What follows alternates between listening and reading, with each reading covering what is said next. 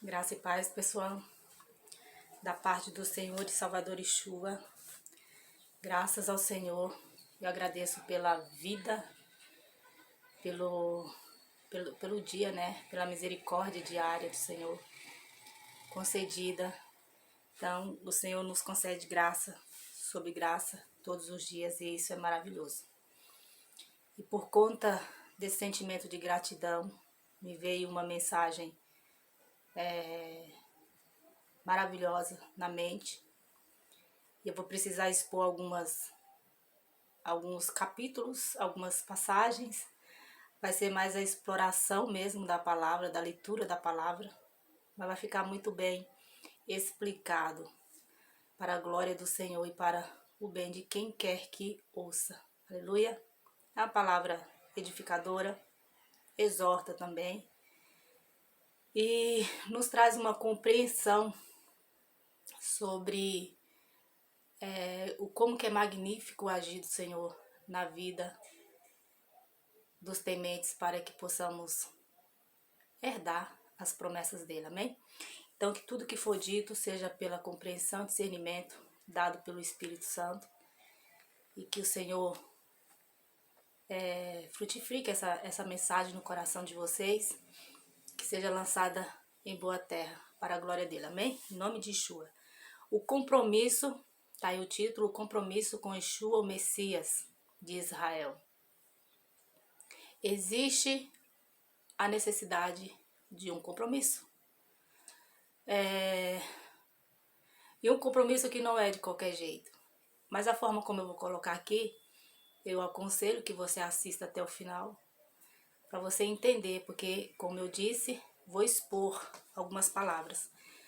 A palavra do Senhor, ela tem algumas conotações figurativas, porque era a forma como o Senhor falava, através da boca dos profetas, para que as pessoas compreendessem. Eles não tinham tanta, vou colocar assim, um conhecimento mais apurado, não tanto do mundo como da vida espiritual.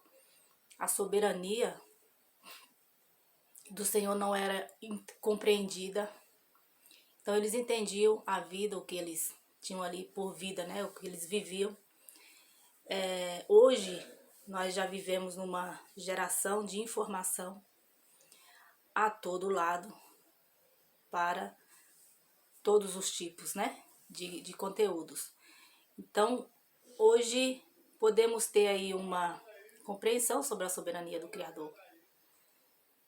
Quem compreende a palavra, quem entende e conhece o mundo, fica muito evidente a soberania do Criador, amém? Então, assim como várias palavras figurativas, tem a questão do figo, que é um fruto muito curioso. Eu não sabia, eu assistindo o vídeo do irmão, e muito sábio, porque a gente tem que estar sempre ouvindo os sábios e crescendo em sabedoria, né? Eu louvo o Senhor pela vida de todos que eu acompanho. O figo, ele é um tanto curioso e é um fruto delicioso. Ele vou colocar aqui como, não sei se é essa, me desculpe se foi ignorância da minha parte. Assim como existe a polinização, né? Os insetos polinizam para que aconteça os frutos, para que venham os frutos, existe aí um processo divino. O figo não é diferente, mas o figo existe não vou colocar inseto, é um inseto sim. O inseto, ele penetra no fruto como se fosse uma fecundação, né? Do óvulo, do esperma para o óvulo, e acontece aí uma fecundação. Esse inseto, ele morre dentro do fruto e ali ele, né, claro, ninguém vai sentir gosto, não tem paladar, não tem visão, não tem como saber disso. Mas é algo extraordinário, é incrível. Se quiserem pesquisar, com certeza vocês terão melhores informações a respeito. E isso está muito ligado à questão da nossa vinda ao mundo. Por isso que o figo vai ser o elemento aqui que vai ser mais explorado na palavra, porque foi o que o Criador colocou através dos profetas, através da boca de Jeremias, e também vai falar através da boca de Yeshua, o Filho. O Filho vem e coloca essa questão do figo. Então é muito interessante, eu espero que vocês tenham interesse e assistam até o final, tá? Então vou dar seguimento e entendo que falar de figo, como o Senhor me veio agora à mente, é muito importante, porque a palavra do Senhor nos aconselha, o próprio Yeshua nos aconselhou a observar a figueira. E acredito que 90% dos ensinadores que falam a respeito de profecias e dessas passagens a respeito da figueira, eu não entendo assim, e quem me acompanha no canal já não será surpresa ouvir isso. Mas a figueira, ela não se relaciona especificamente a um país, Israel. Mas esses 90% vão dar essa direção para o país. O que acontece com o país de Israel hoje? Está pisoteado por gentios. Lá não tem pessoas proclamando o evangelho. Pelo contrário, lá o evangelho ele não tem muitas portas abertas. Existem pessoas que se converteram e já clamam pelo nome Yeshua? Sim, existem, mas é minoria. E essa fé não é uma fé muito receptível, né? Esse próprio povo rejeita o Filho, o tem como um blasfemo, não o compreendeu e não sei se compreenderá, só o Senhor sabe. Mas olhando para Israel, pelo conhecimento profético, eu vejo como uma cidade pisoteada por gentio e ponto. Porque é assim que ela vai permanecer até a vinda do Filho, por conta da dureza e da rebeldia, da obstinação. Mas quando o Salvador Yeshua coloca essa questão de observar a figueira e ver, né, que no caso os frutos já estão prontos, é o geral, são todos os que já foram enxertados nele. É como o Evangelho diz, não podemos abrir mão de entender, para entender as profecias é preciso entender os Evangelhos. Fomos enxertados na videira, que é o Filho. Fazemos parte, como diz Hebreus, do corpo de Yeshua, somos os membros. Então, como diz Romanos 6, se cremos que morremos na semelhança da morte dele, que ressuscitamos na semelhança da sua ressurreição, então fomos sim justificados. Então é tudo uma questão de observar o que foi feito por nós no Filho, aceitar os evangelhos e compreender o mundo. Compreendendo assim, você entenderá que esses figos está relacionado a pessoas, porque a própria palavra coloca como direcionadas a pessoas. Aleluia? Dada essa introdução, agora eu vou dar início à leitura, tá? Aqui em Jeremias 24 diz, vou ler todo o capítulo, que é até o versos 10. 2 cestos de figos. E o Senhor mostrou-me 2 templos do Senhor. Isso aconteceu depois que Nabucodonosor levou de Jerusalém para o exílio na Babilônia Joaquim, filho de Joaquim, rei de Judá, os líderes de Judá e os artesãos e artífices. Um cesto continha figos muito bons, como os que amadurecem no princípio da colheita. Os figos do outro cesto eram ruins e intragáveis. Então o Senhor me perguntou, o que você vê, Jeremias? Eu respondi, figos, os bons são muito bons, mas os ruins são intragáveis. Até aqui por enquanto. Já viu que está falando de pessoas. Não tem meio termo, porque isso vai dar Que a palavra do Senhor, às vezes, tem mensagens que tem pessoas que pensam assim, ah, isso está contradizendo. Não, não tá, a palavra do Senhor nunca, nunca, nunca, nunca se contradiz. O que acontece é que você vai lendo, e depois você vai lendo, lendo, lendo, e outras palavras vai dando um clareamento e vamos entendendo de modo espiritual. Então, é bom, é maravilhoso, é perfeito. Ou é intragáveis. Não tem meio termo com o Senhor. Ou somos pessoas transformadas pela palavra do Senhor, pelo Evangelho, ou não somos. Ou se está aí numa inconstância, está correndo risco, né? Está em cima do muro, então precisa se orientar. Eu respondi, figos, os bons são muito bons, mas os ruins são intragáveis. Então o Senhor me dirigiu a palavra, dizendo, assim diz o Senhor, o Deus de Israel, considero como esses figos bons os exilados de Judá, os quais expulsei deste lugar para a terra dos babilônios, a fim de fazer-lhes bem, olhei favoravelmente para eles, e os trarei de volta a esta terra. Eu os edificarei e não os derrubarei. Eu os plantarei e não os arrancarei.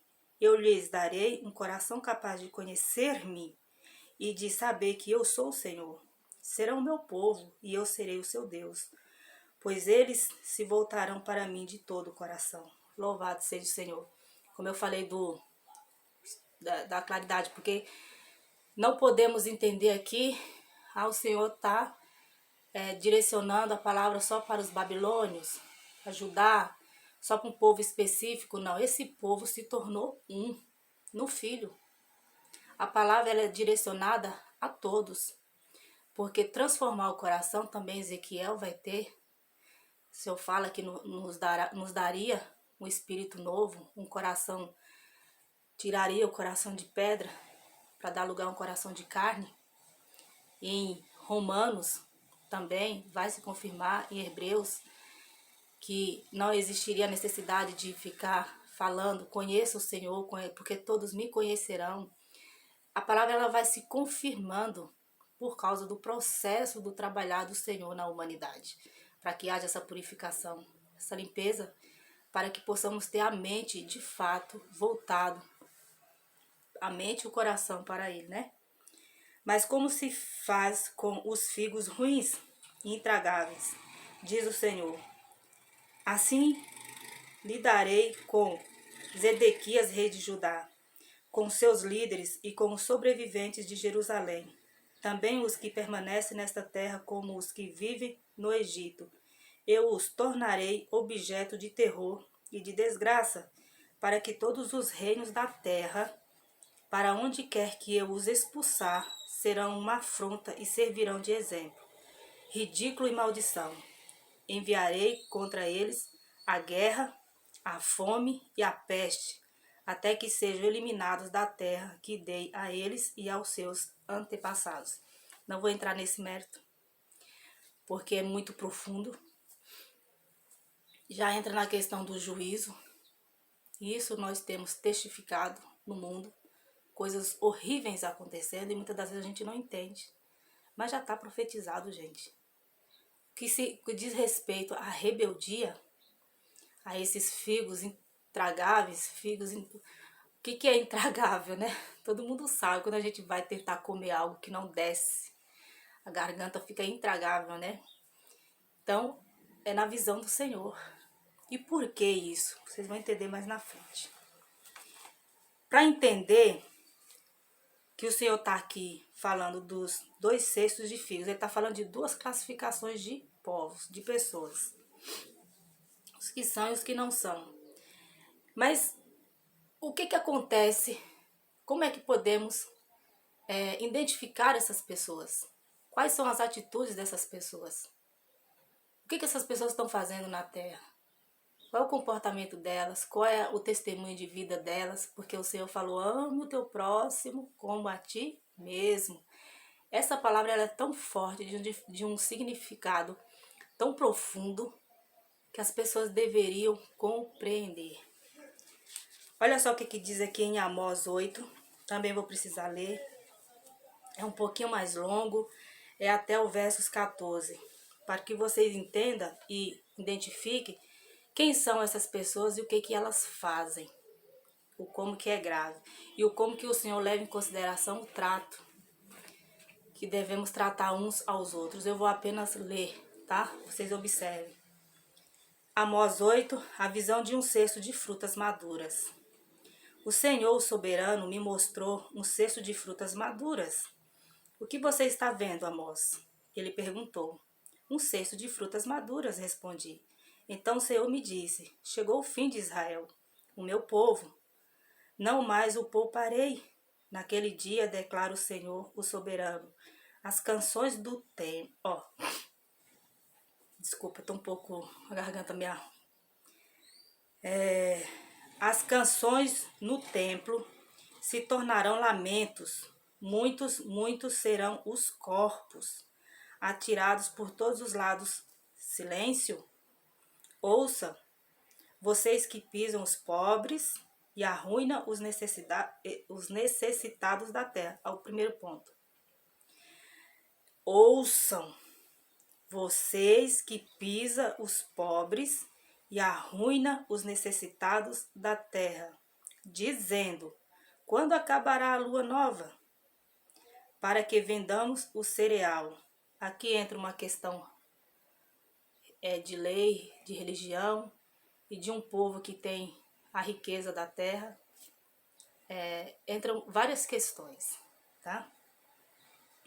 E quando terminará o sábado, para que comercializamos o trigo, diminuindo a medida, aumentando o preço, enganando com balanças desonestas e comprando o pobre com prata e o necessitado por um par de sandálias, vendendo até palha com o trigo. Aqui já entrou a questão da desonestidade, né? O Senhor jurou contra o orgulho de Jacó. Jamais esquecerei coisa alguma do que eles fizeram. Acaso não tremerá a terra por causa disso, e não chorarão todos os que nela vivem? Toda esta terra se levantará como o Nilo, será agitada e depois afundada, como o ribeiro do Egito. É uma questão de profecia que eu tenho colocado, da nova terra que surgirá, né? Essa daí se afundará. Naquele dia, declara o Senhor, o soberano. E para que não fique dúvida, mas espera aí, a palavra está se contradizendo, porque lá em Eclesiastes diz que geração vai, geração vem, mas a terra permanece para sempre. Sim, a terra permanece para sempre, embora submersa. Existem terras aí, muitas terras que foram habitadas pelos povos da antiguidade, como diz em Eclesiastes 1, a partir do versos 10, que é comprovado pela parte histórica e tem toda uma comprovação, vestígios e objetos de civilizações antigas está submersa. Não existia, como eu coloquei no vídeo anterior, porque é sempre um segmento, aqui de um modo mais aprofundado. E o Senhor fez surgir a parte seca. Então, para o Senhor fazer afundar e ressurgir ou surgir, não é difícil. Para o Senhor nada é impossível, né? Então a terra permanece sim, para sempre. Farei o sol se pôr ao meio-dia, e em plena luz do dia escurecerei a terra. Transformarei as suas festas em velório, e todos os seus cânticos em lamentação. Farei que todos vocês vistam roupas de luto e rapem a cabeça. Farei daquele dia um dia de luto por um filho único, e o fim dele como um dia de amargura. Não é nada para quem é pai, para quem é mãe, fácil se ver no velório. Mesmo tendo vários filhos, imagine um único filho, a dor. Então, observe as comparações do qual terrível será o tempo, quando acabar esse tempo da graça, né? Que o Senhor está nos dando aí. Estão chegando os dias, declara o Senhor soberano, em que enviarei fome a toda a terra. Não fome de comida, nem fome de sede, de água, mas fome e sede de ouvir as palavras do Senhor. Os homens vaguearão de um mar a outro, do norte ao oriente, buscando a palavra do Senhor, mas não a encontrarão. Naquele dia, as jovens belas e os rapazes fortes desmaiarão de sede. Aqueles que juram pela vergonha de Samaria e os que dizem juro pelo nome de seu Deus, Deus aqui com D minúsculo, ó Dan, ou juro pelo nome do Deus de Betseba, cairão para nunca mais se levantar. Perceba que são profecias direcionadas a um determinado povo, sim, mas que está muito alinhado, porque esse juízo aqui, ele infelizmente se prolongará para os dias de juízo, né? Por causa da rebeldia, da obstinação do coração das pessoas. Então, ali os frutos estão maduros no sentido de que está chegando o fim, como diz a palavra. A observância do Senhor é no todo, no completo da totalidade aí dos seus propósitos no que diz respeito à humanidade. Então, chegará o tempo de juízo, que também pode se comparar ao tempo da grande tribulação, embora a humanidade, por não se curvar à palavra do Senhor, entender o quanto que ela é preciosa, e muitos tendem à dificuldade de absorver a verdade como ela é, por conta de tantas vaidades, de tantos sentimentos de ganância, acaba que tirando o foco do sentido da palavra do Senhor, que é libertação, é santificação, é observância sobre toda a criação e enxergar o Criador da glória e nos colocar como Ele quer que nós nos coloquemos, de acordo com as suas doutrinas descritas nos evangelhos, que é o poder dele. E aí, inclusive no vídeo anterior, eu coloquei, e isso eu acredito que não ficou muito claro, questão dos... Eu coloquei assim...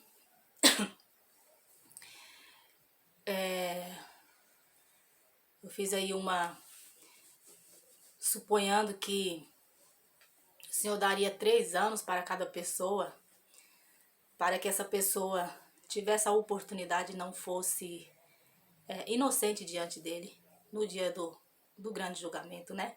Isso é bíblico.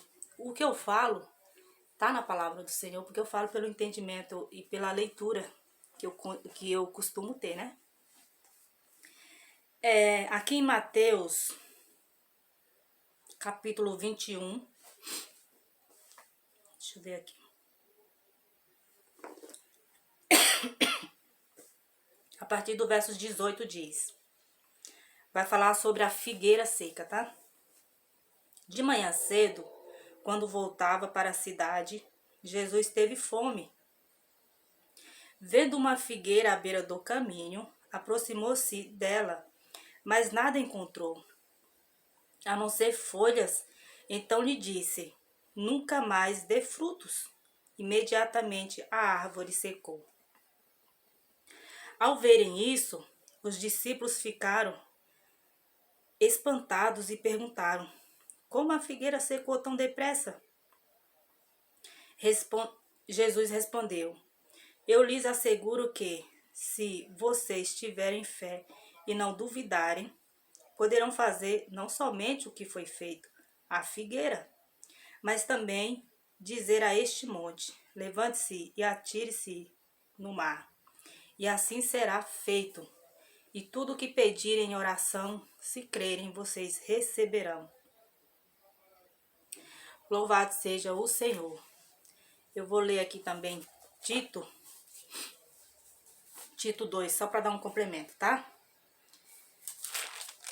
São instruções maravilhosas. Prestem muita atenção. Tito 2, introdução para vários grupos. Você, porém, fale o que está de acordo com a sã doutrina. Ensine os homens mais velhos a serem moderados, dignos de respeito, sensatos e sadios na fé, no amor e na perseverança. Semelhantemente, ensine as mulheres mais velhas a serem reverentes na sua maneira de viver, a não serem caluniadoras nem escravizadas a muito vinho, mas a serem capazes de ensinar o que é bom. Assim poderão orientar as mulheres mais jovens a amarem seus maridos e seus filhos, a serem prudentes e puras, a estarem ocupadas em casa e a serem bondosas e sujeitas a seus maridos, a fim de que a palavra de Deus não seja difamada. Olha aqui, ó. A fim de que a palavra de Deus não seja... Não adianta nada dizer eu sou crente, eu sou cristã, eu sou evangélico, eu sou católico, eu sou espírita, eu sou isso, eu sou aquilo. Mas se a palavra do Senhor não fizer a diferença, não for referencial na sua vida, como testemunho de fé. Basicamente, é isso que está ensinando aqui. Não está aqui colocando questão de submissão para quem costuma distorcer o entendimento da palavra do Senhor. Os rebeldes que não querem se adequar ao entendimento da palavra do Senhor. Não se trata de submissão, é de algo muito valioso. Da mesma maneira, encoraje os jovens a serem prudentes. Em tudo, seja você mesmo um exemplo para eles, fazendo boas obras. Em seu ensino, mostre integridade e seriedade. Use a linguagem sadia, contra a qual nada se possa dizer, para que aqueles que se opõem a você fiquem envergonhados por não poderem falar mal de nós. Ensina os escravos a se submeterem em tudo a seus senhores, a procurarem agradá-los, a não serem respondões e a não roubá-los, mas a mostrarem que são inteiramente dignos de confiança, para que assim torne atraente em tudo o ensino de Deus, nosso Salvador. Porque a graça de Deus se manifestou salvadora, louvado seja o Senhor. A todos os homens, ela nos ensina a renunciar à impiedade e às paixões mundanas e a viver de maneira sensata, justa e piedosa nesta era presente, enquanto guardamos a bendita esperança, a gloriosa manifestação de nosso grande Deus e Salvador Jesus Cristo. Ele se entregou por nós a fim de nos remir de toda a maldade e purificar para si mesmo um povo particularmente seu, dedicado à prática de boas obras. É isso que você deve ensinar, exortando-os e repreendendo-os com toda a autoridade. Ninguém o despreze. Tá bem claro, né? É uma palavra muito forte, edificadora e que muito clara. São conselhos os quais nós devemos aplicar ao nosso coração, à nossa mente e dar confiança. Que a responsabilidade do indivíduo é o que conta no final da fila, no final da carreira, no final da história, da questão da humanidade, que vai contar lá diante do juízo, diante do Todo-Poderoso, o qual ele fala aqui com palavras tão dóceis, tão maravilhosa. Olha só, no verso 14. Ele se entregou por nós a fim de nos remir de toda maldade e purificar para si mesmo um povo particularmente seu. Um povo particularmente seu. Não é um povo que vive de qualquer jeito. Por isso essa linguagem figurativa, mas que a Bíblia está ali dando uma instrução desde o início dos tempos. Aí o Senhor levanta homens capazes de entender que eles eram vasos usados pelo Todo-Poderoso. Aí vão e fala palavras magníficas que, embora foi ali direcionada a um povo, mas que serve, porque fala do fim, fala de juízo, fala do tratamento do Senhor. E aí fica muito claro que é de geração a geração, para que possamos, então, fazer parte desse povo particular aí do Salvador e o aguardá-lo sem medo, mas com uma confiança total de que não seremos desconhecidos dele, seremos reconhecidos, amados, bem recepcionados. Então essa figueira aqui, perceba que Yeshua teve fome. Ele coloca uma necessidade, porque qual é a necessidade? Embora tá falando do filho, mas ele tá colocando a questão da palavra, do conhecimento. E ele teve fome e ele viu, vou aqui colocar como entendimento, tá? Porque tá se tratando de pessoas, de um povo que o Senhor quer tratar, quer transformar. De longe tinha folhagens, era provável que haveria fruto naquela árvore. Assim são pessoas. Às vezes enxergamos as coisas de longe, já temos aí uma conotação, né, uma ideia de que são pessoas de Deus, são pessoas de fé, são pessoas que merecem todo o respeito. Mas aí você às vezes se aproxima, conversa um pouco e você percebe que é um sepulcro caiado, que é um corpo cheio de trevas, porque o olhar de como vê as coisas não é de acordo com o que diz a palavra do Senhor. Apenas 10 ou 20 minutinhos de conversa você percebe a dificuldade da pessoa de entender, de entender o lado espiritual da vida, da letra, da palavra do Senhor. Percebe que tais pessoas não entenderam o sentido do amor ao próximo, da reverência ao corpo, das ações, das atitudes, do como devemos nos preocupar e não cair. Está sempre pedindo ao Senhor, não nos deixe cair, assim como foi ensinada a oração do Pai Nosso. Que o Senhor nos fortaleça, que estejamos preocupados com o olhar do Pai, para que esse testemunho de vida, como diz lá em Tito, aconselho que você leia de novo, que é maravilhoso. Eu não precisava nem estar falando nada. Para complementar tudo isso que fora dito aqui através dessa classificação de 2 povos, desses frutos que já estão prontos. Infelizmente, muitos serão resgatados. Infelizmente não, graças ao Criador, muitos serão resgatados, mas infelizmente o grande número está pronto para juízo, para o desprezo que diz lá em Daniel, porque permanecerão relutando. Por isso que eu li Amós 8, por isso que eu li Jeremias 21, porque está colocando as balanças desonestas, as desonestidades, a forma como as pessoas trabalham em benefício de poucos, de si próprio, enquanto muitos padecem. Tudo isso será levado em consideração, porque o Senhor, as medidas dele são exatas.